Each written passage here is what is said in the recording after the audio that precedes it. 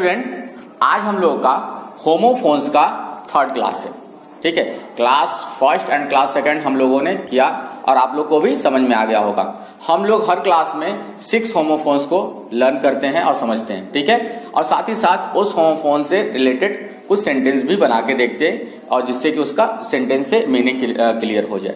Clear है? आप लोगों ने फर्स्ट सेकंड क्लास अटेंड किया होगा और आप लोग को समझ में आ गया होगा। ठीक है, तो आज हम लोग स्टार्ट करते हैं आज का क्लास और सीखते हैं 6 न्यू होमोफोन्स।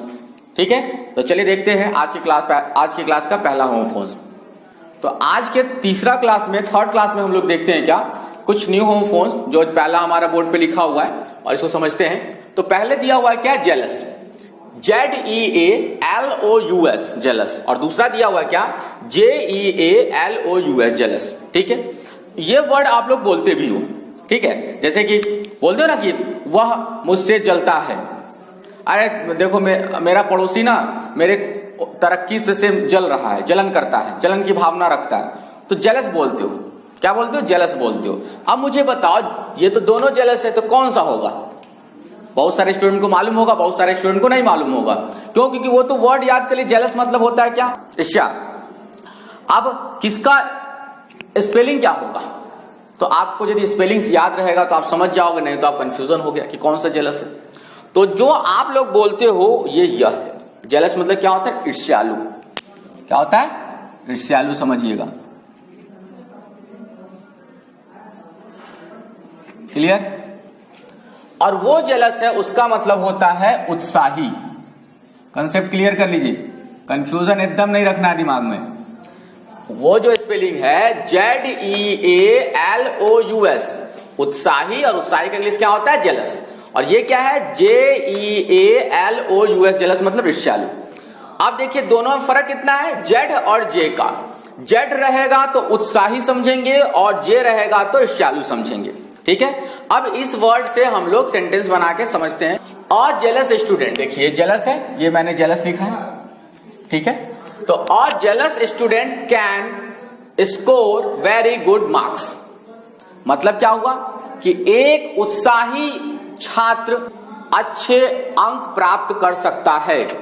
क्लियर?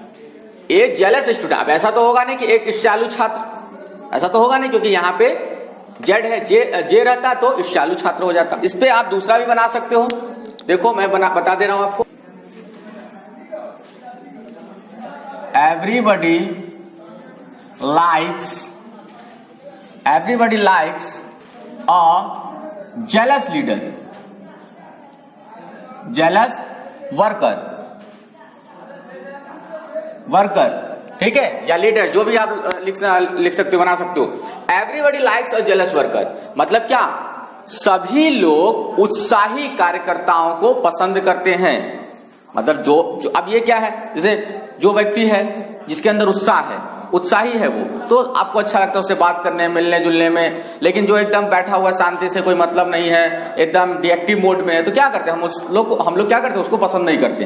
तो वही मैंने बताया कि आप ये बना सकते हो। दूसरा मैंने आपको ये बना के दिखाया।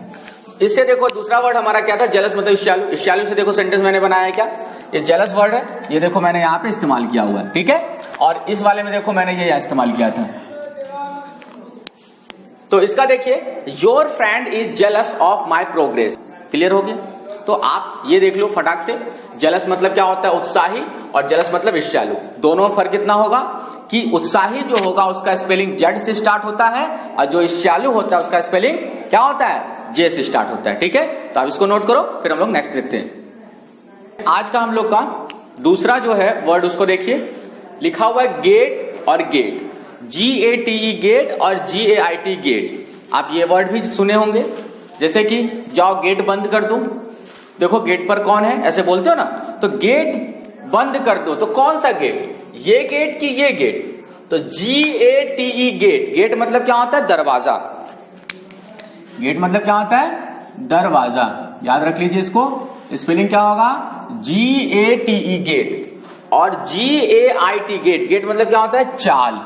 जो आप चलते हो ना, ये कहते हैं अरे उसका चाल बहुत अच्छा है। अब दोनों में देखो क्या फर्क है, GATE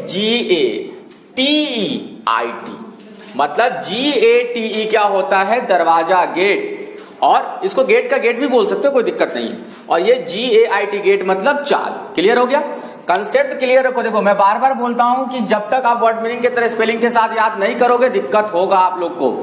तो इसका यूज देखते हैं, जिसका मैंने देखो 2 यूज बनाया। पहला देखते हैं, देखो गेट GAT गेट, तो देखो मैंने यूज कहां किया है, ये देखो जी मैंने यूज किया इस वर्ड का, क्योंकि जब तक आप उस वर्ड का इस्तेमाल नहीं करोगे आपके एग्जाम में मार्क्स नहीं मिलेंगे। ठीक है, पहला मेरा सेंटेंस बनाया क्या, the thief broke the gate. Break हम लोगों ने होम फोन्स में पढ़ा था।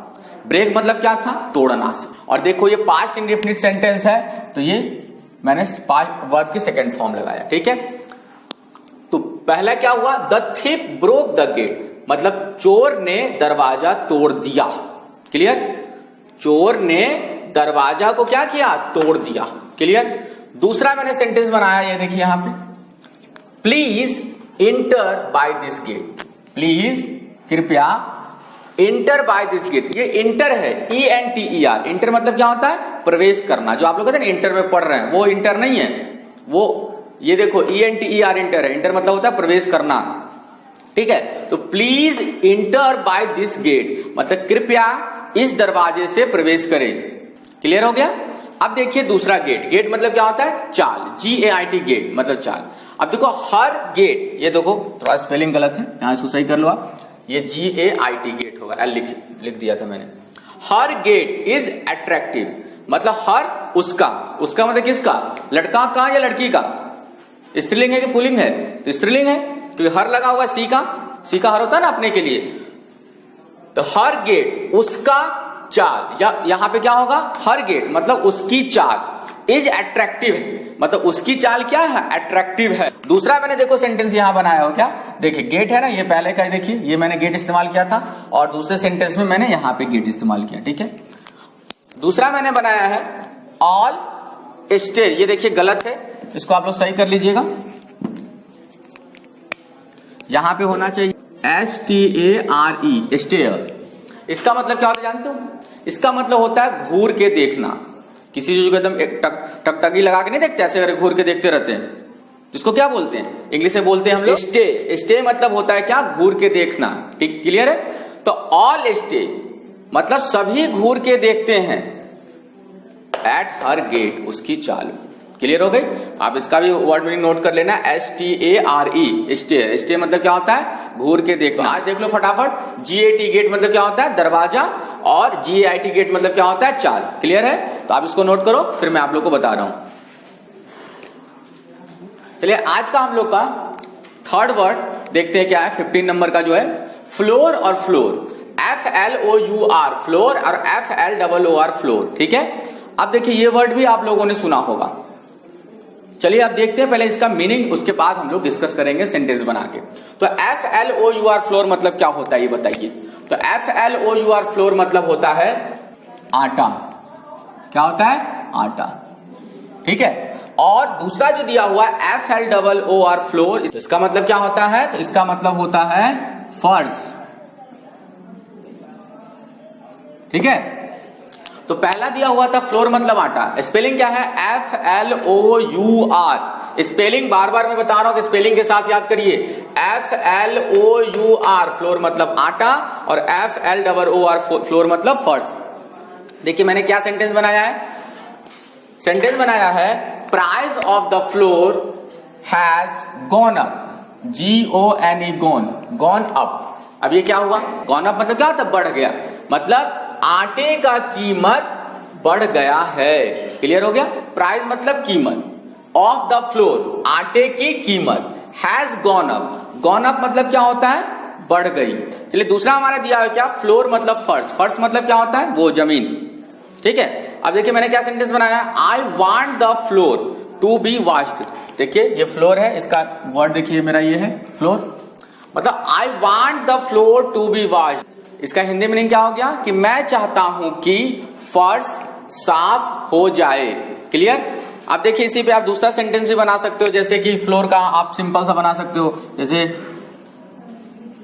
Don't make the floor dirty.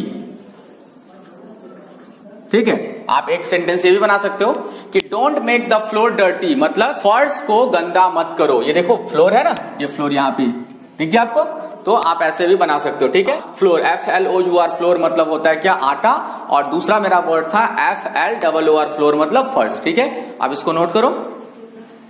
आज का 4th एंड टोटल 16 हमारा होम फोन्स क्या है, तो हमारा होम फोन्स है कैलेंडर और कैलेंडर, CALENDAR, और ये देखिए CALENDER। ठीक है, दोनों में क्या फर्क है, DAR का, और इसमें क्या है DER, मतलब लास्ट का AR और ER। क्लियर है। अब कैलेंडर भी वर्ड नया नहीं है, जैसे कि आप लोग बोलते हो कि मुझे एक न्यू ईयर का कैलेंडर चाहिए, तो कौन सा कैलेंडर वर्ड स्पेलिंग होगा, ये वाला कि ये वाला, तो दोनों को समझिए आप पहले। इसकी यदि बात करोगे तो इसका मतलब जैसे शुद्ध हिंदी बात करेंगे तो मासिकी होता है। ठीक है, और जो आप लोग बोलचाल में यूज करते हो कैलेंडर, तो उसको आप कैलेंडर को कैलेंडर ही बोलो, कोई दिक्कत नहीं। इस कैलेंडर का मतलब क्या होता है, इस कैलेंडर का मतलब होता है एक प्रकार का मशीन। क्या होता है, एक प्रकार का मशीन। क्लियर, दोनों को मतलब समझ लीजिए आप। ऊपर जो दिया हुआ है उसका मतलब क्या होता है, कैलेंडर, कैलेंडर ही आप समझोगे, और दूसरे का मतलब क्या है, एक प्रकार का मशीन। अब देखो मैंने सेंटेंस बनाया पहला, I have bought a new calendar. ये कैलेंडर है, ये कैलेंडर मैंने इस्तेमाल किया है। मतलब क्या, I have bought a new calendar, मतलब मैंने एक नया कैलेंडर खरीदा। क्लियर हो गई। दूसरा देखिए मैंने बनाया है इसी कैलेंडर वर्ड से, दूसरा सेंटेंस मैंने बनाया है, देखिए कैलेंडर वर्ड यहां मैंने इस्तेमाल किया, everybody likes to have a calendar of new year, मतलब क्या, हर कोई नए साल का कैलेंडर रखना पसंद करता है।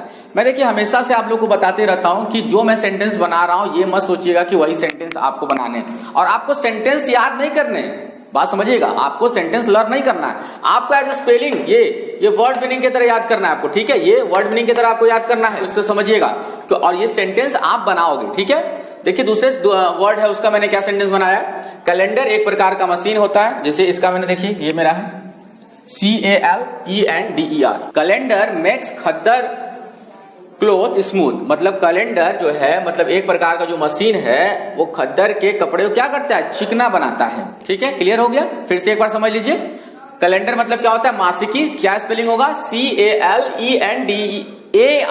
समझिएगा DAR, कैलेंडर मतलब क्या होता है, मासिकी, या फिर कैलेंडर को कैलेंडर ही बोलेंगे। दूसरा वर्ड क्या था, CALENDER, कैलेंडर मतलब एक प्रकार का मशीन। क्लियर हो गया। तो जो आप लोग घर में कैलेंडर देखते हो, जिसमें डेट, आप लोग डेट देखने के लिए जो कैलेंडर आप इस्तेमाल करते हो वो कौन सा होता है, ये वाला कि ये वाला, ये वाला होता है। क्लियर हो गया। तो आप इसको, ये आज हम लोग का चौथा वर्ड था। ठीक है, आप इसको नोट करो, फिर मैं बता रहा हूं। चलिए आज का देखते हैं हम लोग का पांचवा वर्ड क्या है। आज का हम लोग का पांचवा वर्ड है इलिजिबल और इलिजिबल। ये भी वर्ड आपने सुना होगा। ठीक है, इलिजिबल मतलब क्या होता है, तो उसका मतलब क्या होता है उससे पहले समझिए स्पेलिंग, ELIGIBLE इलिजिबल, और दूसरा होता है ILLEGIBLE इलिजिबल। तो दोनों का पहले मतलब अब क्या हो गया, इलिजिबल मतलब होता है, इसका मतलब होता है योग्य। समझिएगा, इसका मतलब क्या होता है, योग्य। कहते हैं ना कि आप इस काम के लिए इलिजिबल हो, मतलब आप इस काम के लिए योग्य हो। और इस इलिजिबल मतलब होता है क्या, अपठनीय। क्या होता है, अपठनीय। अपठनीय मतलब, अपठनीय मतलब समझिए जिसको पढ़ा ना जा सके। ठीक है, अब सेंटेंस देखिए मैंने क्या बनाया, जैसे एकदम छोटा सा सेंटेंस में बताया कि देखिए जरूरी नहीं है कि आप बड़े बड़े सेंटेंस को बनाओ, आप छोटे सेंटेंस को भी बना सकते हो। ठीक है, बस आपको ये ध्यान रखना है कि जो आप सेंटेंस बना रहे हो उस सेंटेंस से जो वर्ड दिया हुआ है उसके मीनिंग अच्छे से क्लियर हो जाए। ठीक है, ये आपको ध्यान रखना है, और कुछ देखो मैंने ये सेंटेंस बनाया है इस वर्ड से, ये इलिजिबल वर्ड है ना, यहाँ पे देखो ये मैंने यूज किया है। और सेंटेंस क्या बनाया, आई एम इलिजिबल, मैं योग्य हूं फॉर दिस पोस्ट, मतलब इस पद के लिए, मतलब क्या, मैं इस पद के लिए योग्य हूं। आप दूसरा बना लो, you are eligible for this post, या फिर Mohit is eligible for this post, जो आपको सुटेबल लगे आप वो बनाओ। इसका मतलब क्या हुआ, अपठनीय, इलिजिबल, स्पेलिंग ILLEGIBL इलिजिबल। इसका देखो मैंने ये वर्ड यहां पे इस्तेमाल किया सेंटेंस बनाने में। अब क्या है, योर हैंड राइटिंग, आपकी लिखावट क्या है, इज इलिजिबल मतलब अपठनीय, मतलब आपकी जो राइटिंग है ना, हैंड राइटिंग, वो बहुत गंदा है, इतना गंदा है कि मतलब वो पढ़ा ही नहीं जा पा रहा है, एकदम उसी में आप खिचड़ी पका के जो है आप लिखे हो, आपने कुछ लिखा हुआ आंसर या कुछ टॉपिक लिखा हुआ है, इस बात को मैं मानता हूं, लेकिन क्या है कि इतनी बैड राइटिंग है कि वो पढ़ा ही नहीं जा रहा है कि आप लिखे क्या हो। जिसको मैं क्या बोलूंगा, योर राइटिंग इज इलिजिबल, मतलब आपकी हैंड राइटिंग क्या है, आपकी लिखावट क्या है, अपठनीय है। क्लियर हो गई? तो आप इसको नोट करो, फिर मैं आपको नेक्स्ट करवा रहा हूं। आज हम लोग देखते हैं आज क्लास 3 का लास्ट होमोफोन्स क्या है।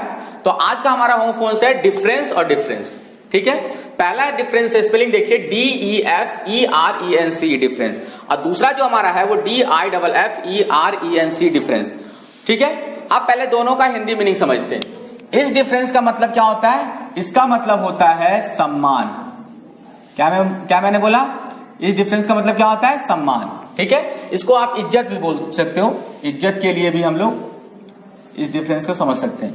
अब ये देखो, ये डिफरेंस मतलब क्या होता है, इस डिफरेंस का मतलब होता है अंतर। क्या होता है, इस डिफरेंस का मतलब क्या होता है, अंतर। इसके साथ साथ आप मतभेद भी बोल सकते हो। ठीक है, अंतर या मतभेद, ठीक है, दोनों होता है। अब देखो, डिफरेंस मतलब सम्मान या इज्जत। अब मैंने यूज क्या किया, पे डिफरेंस टू योर एल्डर्स, मतलब अपने बड़ों का सम्मान करो। ठीक है, मैंने क्या बनाया, पे डिफरेंस टू योर एल्डर्स, मतलब अपने बड़ों का सम्मान करें या फिर सम्मान करो। क्लियर? अब देखो दूसरा क्या है, डिफरेंस। डिफरेंस मतलब अंतर या मतभेद। इसका सेंटेंस मैंने देखिए क्या बनाया है, there is no difference of opinion of this point, मतलब इस बिंदु पर कोई मतभेद नहीं है। ये सेंटेंस हो गया। तो फिर से समझ लीजिए, सॉरी, DEFERENC डिफरेंस मतलब क्या होता है, सम्मान या इज्जत, और दूसरा DIFFERENC डिफरेंस मतलब क्या होता है, मतभेद या अंतर। ठीक है, ठीक है स्टूडेंट। तो आज की क्लास में हम लोगों ने इस प्रकार टोटल 6 न्यू होमोफोन्स को कंप्लीट किया। ठीक है, आप लोग आज का क्लास अच्छे से लर्न कर लोगे, आज के क्लास का 6 न्यू होमोफोन्स लर्न कर लोगे, और पुराना जो 2 क्लास हुए थे उनको रिवाइज कर लोगे। ठीक है, उसके बाद हम लोग नेक्स्ट क्लास में न्यू 6 होमोफोन्स के बारे में डिस्कस करेंगे। तब तक के लिए thank you, goodbye and take care.